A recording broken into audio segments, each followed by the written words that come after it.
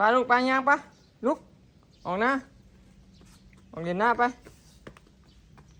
ไป พาซาหน่อยออกหน้ากันพี่น้องมือนี้กินข้าวแล้วกันที่พาเพิ่นออกหน้ายำแรงออกเพลนหน้าขึ้นรถบ่ขึ้นบ่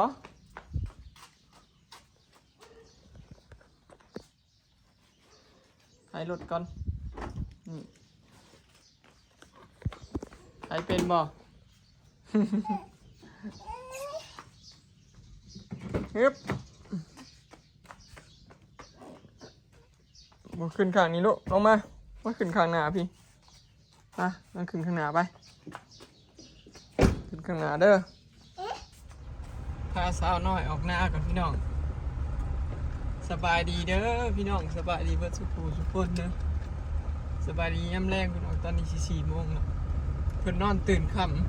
ำเลยพาออกค่ำเพื่อกินข้าวแล้ว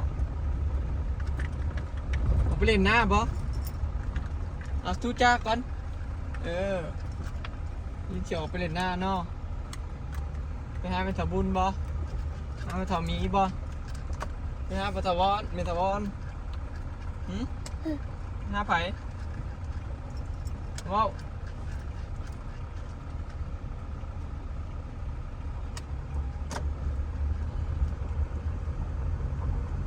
ออกหน้ายำแรงเนาะอาดิออกหน้าจ้าแม่ได้จ้ะเอิ้นหาแม่มึงดูเอิ้นดูลูกมาเอิ้นอีกแม่บ่ได้ยินแม่เอิ้นเฮงแม่เอิ้นหาดูเอิ้นอีกแม่พ่อได้จ้ะเอิ้นพ่อดูพ่อเอิ้นดูจิแม่นั่นแหละพ่ออยู่นี่เอิ้นพ่อดูฮักก็ได้พ่อแม่พี่น้องฮักก็ได้นะฮักก็เอิ้นพ่อกับแม่ได้ฮักคนนะฮู้จักเบิดไผเป็นไผน่ะฮักต่างแต่ว่ายังเว้าบ่ได้ชื่อๆเว้าได้แต่พ่อแม่ว่าเท่านี้ทำได้จ้ะเอาว่าดูทำ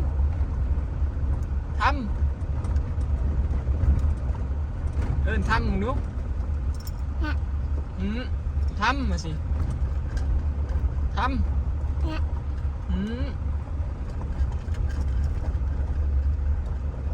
ไอ้ทำมาสิเอิ้นดูไอ้ทำ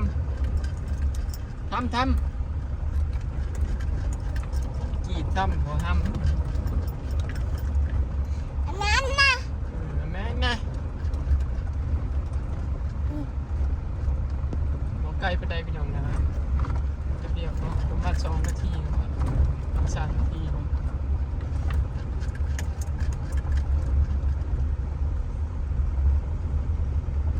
ถ้าเบิ่งมีพายุเทียงว่าพี่น้องสุดค่ำนะสิมีคนอยู่เมืองยามแรงบรรยากาศท่าออกนะแดดเปรียงฟ้าขนาด4 โมงนะนี่แดดไม่มีวี่แววว่าฝนจะตก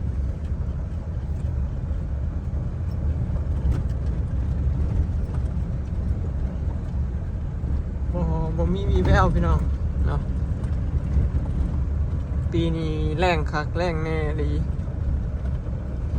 โหดก็มาแรงเบิ่งขนาดหน้าบัตเลิศผู้อยู่น้ำเห็นบ่เริ่มขาวเลยดินเริ่มขาวแล้วขนาดว่ามันอยู่น้ำเนี่ยพี่น้องมันเหิงโหด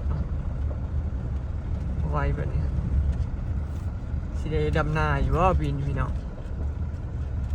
สิบริกินเขาเก่าเบิดปีป่ะหอดแล้ว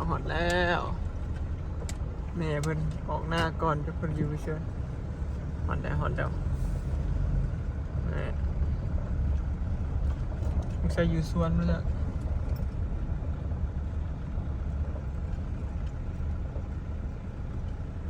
พากันเห็นยังดี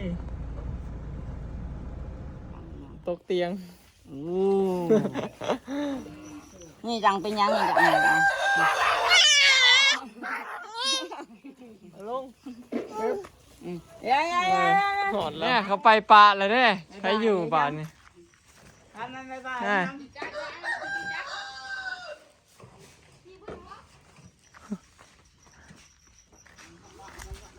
ากันอยู่สวนเบิดวัจักพี่น้องต้องใส่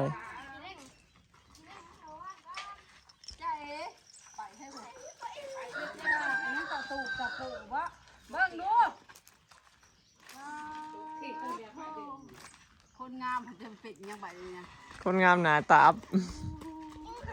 ข้อขี้ดื้อหอยปาน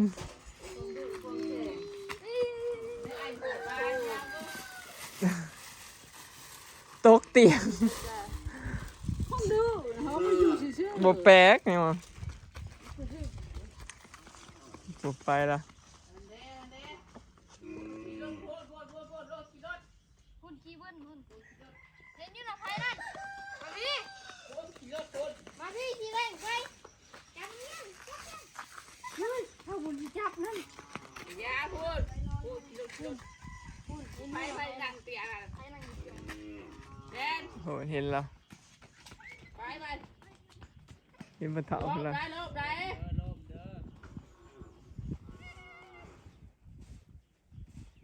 ไปแล้ว ลบได้ลบได้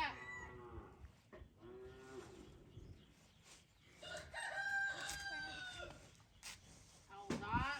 เนี่ย บอกไปเร็วรีบจะลุงบอกแล้วบอกแล้ว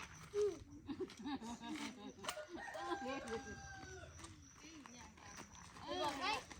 ขันอยากลงเอาไปบอกพ่อออยให้พ่อออยให้ลงเยอะ ยังบ่ได้เจ็บ บอกพ่อออยบอกคนนี้บอก เขาสิไปสอนปะเพิ่น ป้าไป ไปได้ไหนเขาจะไปสอน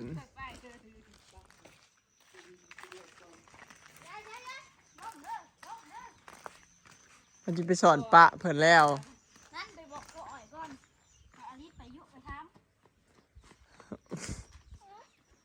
ไง ไปถามพ่อออยให้อลิสไปยุไปถามจะไปขึ้นยังเลยไปถามพ่อออยให้อลิสไปยุถาม อืมเอาแน่นั่นบ่ จะเด็กกาดอ พ่อออยบอกแล้ว มันมาบอกเพิ่นว่า บอก อ่ะแล้วก็ไป ไปดีว่า ไปเลยน้ำก่อน ตัวเพิ่นยังเป็ดบ่ เป็ดตายข้าวไข่จะลงไปฟันเลยนะ ไปฟัง ยังนะมันเป็นยัง เป็ด ไง ตาย เดี๋ยวแล้วคุณขับเป็นกระ บ๊ายบาย มวนงูเห่าตอดบ่ ไปร้อยไปน้ำบ่ร้อยไปน้ำบ่ ลงมาเด้อเขาสิไปสอนได้ โตสิไปสอนนำเขาบ่ สิไปเลยน้ำนี่ ไปข่าวว่า ลอง ไปอ้ายว่า ลอง อย่ามันอย่าไปแล้วมันบ่ไปจะลงเดี๋ยวมาเดียวเลยหนาเธอละ ไปซะ ไปเอาน้ำพุ ไปใช้ สิไปใส่สิไปนำเขาเจ้าบ่ พ่อออยนุ่น โอ้ย กูหักตึง เพิ่น มานั่ง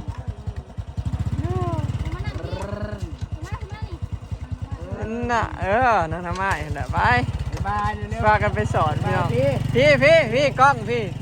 บายจุบล่าอีกได้เหินถึกใจอลิสคะแนนออกมาหน้าไปแล้ว ลูกข่อย กินข้าวแล้วก็พากันออกมาพี่น้องก็เลยดึกคำเนาะเพราะว่าพาเพิ่นนอนตั้งแต่เที่ยง นอนแต่เที่ยงแหละ3 โมงจึงได้ตื่น3 โมงตื่นแล้วกินข้าวเกือบ4 โมงแล้วก็พาออกมานานเนาะเนี่ยไปแล้ว ม่วน เธอไปละร้อยกับอีเมนะสิไปสวนพี่น้องแล้วสิอย่างไปสวนพุ่นละเนาะอาริสลงไปสอนน้ำมีเถาเพิ่น มีสิ่งอย่างไปส่องช่องไม่ลูกแล้วก็เห็นนะเพิ่นอีแม่เอามาแต่เช้าพุ่นแต่ว่าหมูนั้นไม่ได้เฝ้าพี่น้องบ่ให้เฝ้าแต่เมื่อคืนนี่แต่ว่าตุยเป็นหนึ่งโตมันบอกกินนมมันบอกสมบูรณ์ตั้งแต่เกิดแล้วพี่น้องตัวนี้นะบ่ให้ปั๊มหัวใจเอาชื่อออกมามันกับบ่หายใจแล้วปั๊มหัวใจเอาแล้วก็ฝืนมาแล้วก็จับใส่นมมันก็บ่ดูดเด้ดูดบ่เป็นก็เลยว่าบ่รอดเนาะเมื่อคืนเฝ้าจนฮอดตี 1นี่แหละเฝ้ามันบ่รอดแล้วก็เลยกลับส่วนขี่ส่วนหยังเลยกลับแล้วก็มานอนอยู่บ้านเนาะบ่ได้เฝ้าหลายคืนดอกเฝ้าแต่เมื่อคืนนี่ล่ะ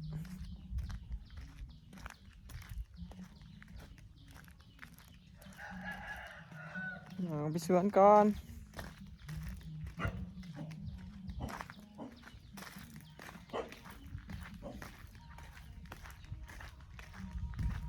เสียงเพลงได้ยินอยู่พี่น้องได้ยินอยู่ว่าเสียงเพลงไม่เท่าเขาแล้วนะ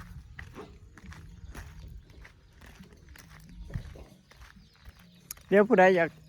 เบิ่งคลิปเซลไม่เท่ามาล่าพี่น้องเนาะเดี๋ยวสิถ่ายเดี๋ยวสิไปเซลเพิ่นคลิปหน้าเนาะพ่อกันทีไรบรรลัยทุกครั้ง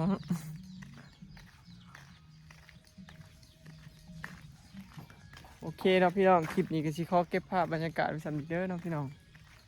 ฝากเบิ่งคลิปฝากเป็นกำลังใจให้เด้อเนาะพาลิศออกมาเล่นหน้ารอบค่ำพี่น้องไปแล้วสบายดี